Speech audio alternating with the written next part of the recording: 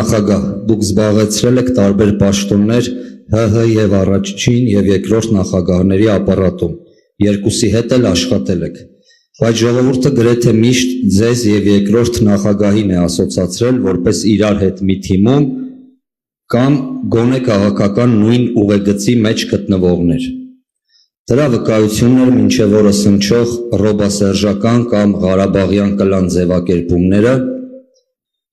այնինչ կոնկրետ ձեր կառավարման տարիներին գոնե ըստ պաշտոնական հաղորդագրությունների դուք կարծես թե ավելի շատ հանդիպել եք առաջին նախագահի հետ, օրինակ 2016 թվականի Արցախյան երկրորդ ապրիլյան պատերազմի ժամանակ ձեր հանդիպումը նրա տանը։ Ուզում եմ հասկանալ, ինչն էր պատճառը այդպես վարվելու եւ կային կամ կան արդյոք անձնական, գաղափարական, քաղաքական եւ կամ այլ հակասություններ ձեր եւ երկրորդ նախագահի միջև, առնվազն ըստ ձեզ։ Շնորհակալություն։ Կարող եմ ձեզ մի հարց տալ։ Դուք մասնակցել եք երկրորդ նախագահի հետ հանդիպմանը։ Ես այո։ Իսկ իրեն հարցրել եք։ Իմ հարցը չանցավ ուղղակի։ Տեսնում եք, որ ջոկողություն եք անում։ Չէ, ուրիշը հարցրել է, ես կրկնվելու համար չեմ հարցրել։ Շատ լավ։ Գիտեք, ես ձեր հարցում մի հատ բաներ էսպես զգացի, էլի, ես երաժշտությունից շատ հեռու մարդ եմ, բայց մի նոտա զգացի, էլի, որ ընդգծում եք Լևոն Տեր-Պետրոսյանի տանը։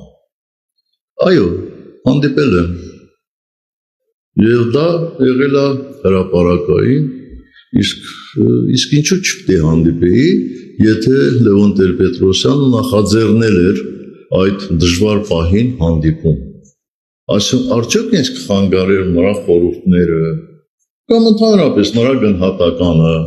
եւ արդյոք պետք է շատ մեծամտություն ցուցաբերեի ու չհանդիպեի, ինչպես արեց Հայաստանի կառավարիչը 44 օրյա պատերազմի ժամանակ, երբ որ նրանից հանդիպում էին խնդրում Հայաստանի նախկին 3 նախագահները եւ Լեռնային Ղարաբաղի 2 նախկին նախագահները։ Այսինքն ինչ էր խանգարում, ինչի է դա որոշ մարդկանց հուզում, թաքուն չի եղել։ Լևոն Տեր-Պետրոսյանի գրասենյակը հայտարարություն է տարածել։ Եթե այդ ընթացքում նախաձեռնություն ցուցաբերել ցանկացած քաղաքական ուժի ղեկավար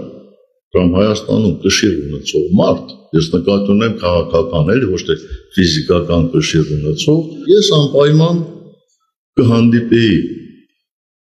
Ես երբեք չեմ խորշել հանդիպել այնպիսի մարդկանց հետ, ովքեր կարող էին օգտակար լինել կամ օգտակար չէ։ Սա հարցի մի մասի պատասխան, երկրորդ մասի պատասխանը հետևյալն է։ Ես ամսի 24-ին, ապրիլի 24-ին